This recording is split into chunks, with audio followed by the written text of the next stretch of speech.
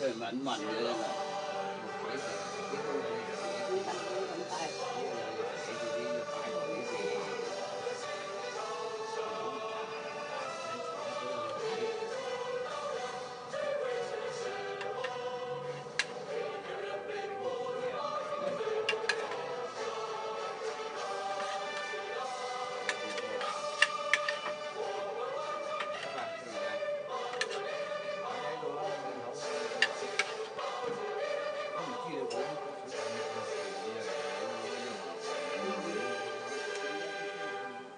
準時間下午6點。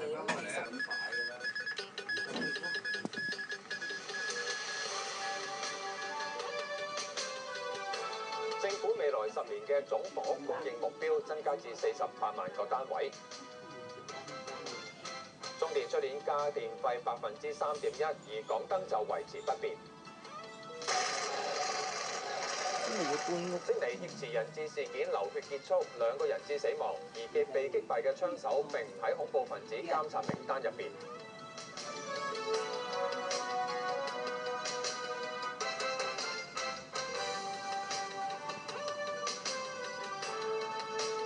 各位，新聞嘅詳細內容。政府公布長遠房屋策略文件，運輸及房屋局話，最新嘅推算喺2015年開始之後嘅10年，總房屋供應目標係48萬個。又話會研究居屋以外嘅方式資助市民置業，但係唔評論係咪會出售新起嘅公屋。政府公布長遠房屋策略文件，並且公布長策嘅推行進度。喺2015至到2025年呢10年之內，總房屋供應目標係48萬個，咁比之前公布2013至到2023年47萬個單位多咗1萬個。政府認為公私營嘅房屋供應比例應該維持喺6:4之比。咁公營房屋供應目標係包括20萬嘅公屋出租單位同埋9萬個資助出售單位。咁而私營房屋係19萬個單位。新增嘅1萬個供應目標，政府計劃透過增建居屋去達至。政府參考過長策會嘅建議之後，提出咗3項長遠房屋策略。第一係加建新公屋，善用現有嘅公屋資源；第二係加建資助出售單位，豐富嘅形式，並且係促進現有單位嘅流轉；第三呢，就係透過持續土地供應，同埋咧係實施需求管理措施，以穩定樓市。咁至於乜嘢叫做豐富資助出售單位嘅形式呢？張炳良就話要研究喺政策上咧，我哋係會朝呢個方向去進一步去研究相關嘅構思嘅。今天咧，我哋就唔可以就具體嘅一啲構思去作咩嘅評論。對於有報道話政府有意出售新落成嘅公屋，包括沙田水泉澳村。政府消息話，水泉澳村仍然會留做公屋用途。而政府最新嘅數據亦都顯示，本港目前有86,400個劏房，咁比2年前增加咗近30%。當局強調，只要土地供應充足，咁租金、樓價以至係劏房問題都可以解決。咁但係就話獲得土地流程需要11年至到14年。至於立法規管劏房同埋租務管制，政府話意見紛紜，而租務管制亦都會衍生預計以外嘅問題，因此唔建議實行。無線電視記者林超報道。多個關注基層住屋嘅團體對政府推出嘅文件表示失望，認為漠視基層住屋嘅需要。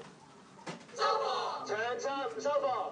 關注基層住屋聯席等10幾個團體開記者會，舉起交叉手，表示對長策文件唔收貨。而家公屋輪候冊入邊有超過26萬個輪候宗數，但係講緊未來10年個公屋供應量都係講緊得20萬，咁變咗仲未計呢10年新增嗰個公屋輪候個宗數遠遠唔及，即係而家輪候人士嗰個需要。佢哋要求重推租務管制，又建議當局將市建局嘅用地撥作興建公屋，亦都應該喺每區起公屋。公屋聯會主席兼長策會成員黃坤話：文件未有採納長遠房屋策略督導委員會嘅建議，冇回應訴求。點樣解決嗰個板間房啊、劏房嘅安置問題？搞啲所謂叫做過渡性嘅中轉房屋係冇交代。咁另外咧係增加啲遠期嘅居屋嘅樓花冇交代。立法會房屋事務委員會委員胡志偉認為，政府喺實踐長遠房屋策略嘅時候，可能會有心無力。相當多嘅土地仍然係要進行呢個土地規劃嘅改變。喺今日政府嘅民望咁低嘅時候，我哋會睇得到每一幅土地嘅土地規劃改變咧，事實上要經歷嘅程序同埋時間咧，往往都超越過往嘅情景。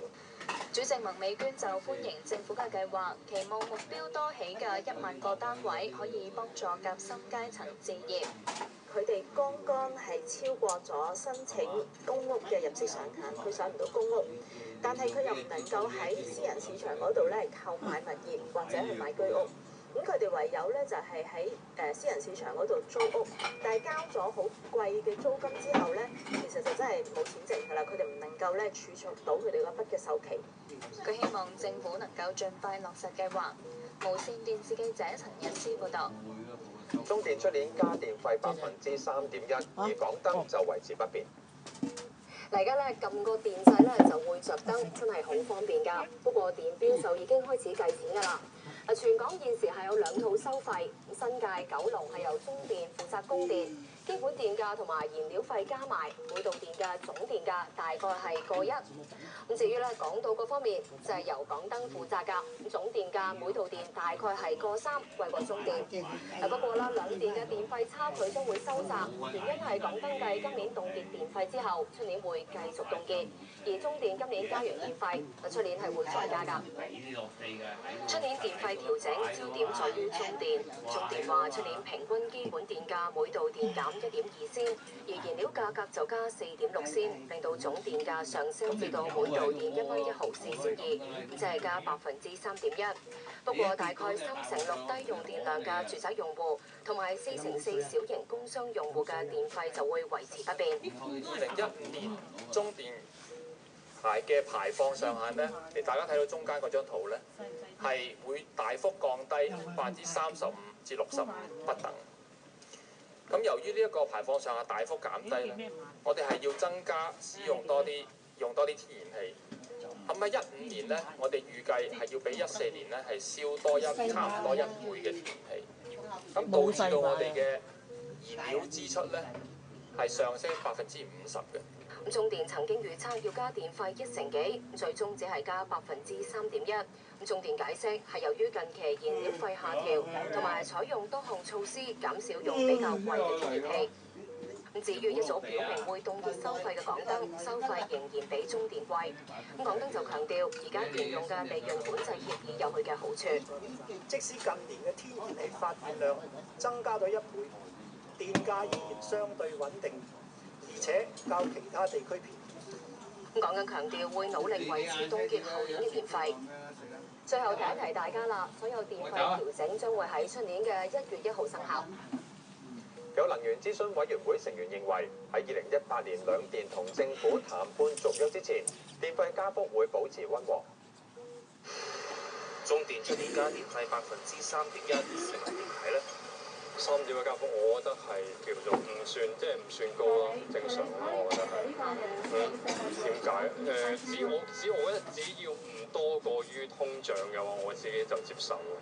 最好啊，加到2.5度啦，即係減翻多少少啦。因為最低工資加個比例同埋佢加電費都唔對稱嘅。睇翻過去6年，兩電除咗09年因為准許利潤回報率降低咗而減電費，咁剩低嘅5年，中電年年都加電費，而港燈就有3年係凍結收費。近期油價下跌，市民希望電費加幅再低一啲，做唔做得到呢？能源諮詢委員會主席蘇偉文話：能源價格下跌嘅影響冇咁快喺今次電費調整全部體現。能源價格係大幅下調嘅，但係天然氣嘅價格咧並唔係咧隨住現貨價格咧係下調嘅，佢係用一個嘅指數嘅形式咧去叫做追翻啦喺過去一段時間裏邊嘅平均數嘅，所以我哋而家嗰個嘅用緊嘅價格咧，其實係以前個價格一個平均數嚟嘅。嚟緊嗰幾個月咧，我哋追翻而家嗰個嘅比較平嘅能源咧，個天然氣嘅價格就會平翻嘅。有能源諮詢委員會成員就預計未來1-2年兩電仍然會維持溫和嘅加幅。下年開始咧就會政府會有諮詢啦，咁亦係即係徵詢公眾究竟2018年係咪仲係兩電去供電咧？將來嗰個嘅供電嘅安排牌會係點咧？會唔會引入新嘅競爭者咧？咁呢啲嘅部分咧都會喺明年去討論嘅。咁所以呢1-2年嘅加幅咧，如果策略嘅考慮咧，應該係會比較溫和嘅。佢相信兩電會希望公眾反應冇咁大，有利談判氣氛。無線電視記者陳亮君報道。對於有中央官員認為港人要接受一國兩制嘅再啟蒙，行政長官梁振英回應話：政府一直有向公眾推廣基本法。人大常委會法工委副主任張榮順早前指要再啟蒙港人落實一國兩制。行政長官梁振英出席行政會議之前話，特區政府過去一直都有向社會推廣基本法。咁香港係一個法治社會，我哋咧係會根據法律嚟到去落實一國兩制。而特區政府咧過去一直都不遺餘力係向香港社會咧係推廣基本法。希望咧大家都能夠透過認識全面咁樣認識基本法嘅內容，嚟到咧一齊去落實好我哋一國兩制、港人治港、高度自治。身兼基本法委員會委員嘅港區人大代表譚惠珠話：基本法並非只係有高度自治。佢認為張榮順嘅意思係要港人加深認識基本法當中有關一國嘅條文。我講咗10幾年咧，我覺得我哋宣傳基本法咧係着重兩制，係冇好好地解釋一國係點樣運作。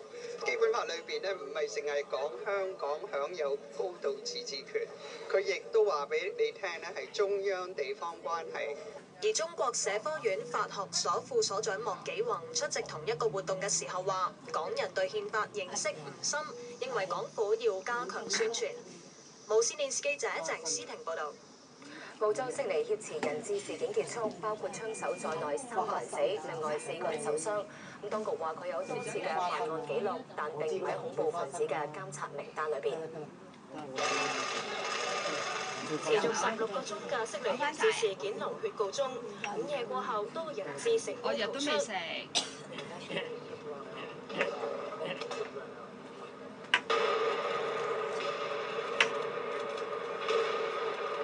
之後咖啡店入面傳出槍聲，警方於是喺當地凌晨2點，即係本港時間尋晚11點左右，攻入咖啡店同槍手駁火。據報槍手係有獵槍。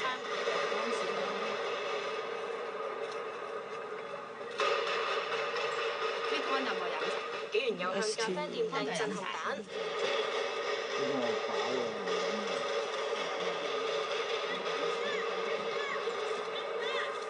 期間有警員協助人質由另一個出口離開。開樓啊你？係啦，佢日都未食。槍手同警方駁火期間被擊斃，呢個警員面部亦都中槍受傷。被挾持嘅17個人質，其中1男1女死亡，另外3個人受傷。警方證實50歲嘅槍手莫里斯係自稱教士嘅伊朗難民，相信佢係單獨犯案，並冇同恐怖組織有聯繫，但有多宗案底，暫時未知佢嘅犯案動機。即係就唔關事係。澳洲總理阿博特到悉尼獻花悼念死去嘅人質，佢話警方一直都有留意莫里斯，但莫里斯並唔喺恐怖分子監察名單。但佢冇嘢喺度，一壓嘢啲冇嘢食。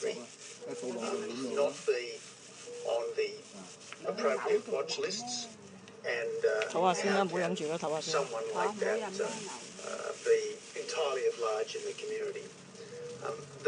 即係食完啲粥就咬啦。唔係啊，等佢而家先咬啫嘛，我等而家先咬。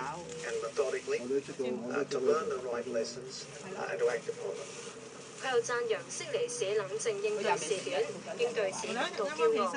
無線電視記者馬雪瑩報導。巴基斯坦白沙瓦一間學校俾多個塔利班槍手襲擊，當地官員話超過100人死亡，包括80幾個學生。槍手據報仍然挾持一批學生。琴晚2粒。大批軍警趕到遇襲嘅學校，將校園重重包圍，並出動大炮、直升機。校內不時傳出猛烈嘅駁火聲。事發喺星期2上晝，目擊者話，大約5-6個着住軍服嘅武裝分子闖入西北部城市白沙瓦一間軍方公立學校，當時學生聚集喺禮堂上堂。